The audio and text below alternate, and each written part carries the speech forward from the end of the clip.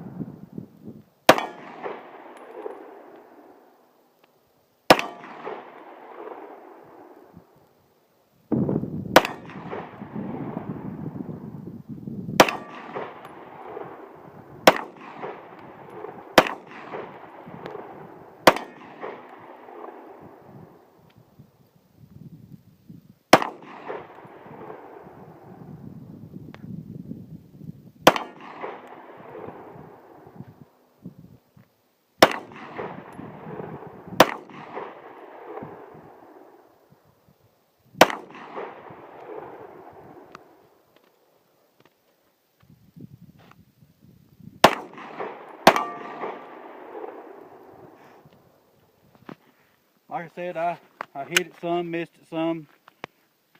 Pretty well to be expected, you know. Like I said, I'm not used to the trigger and everything on the gun.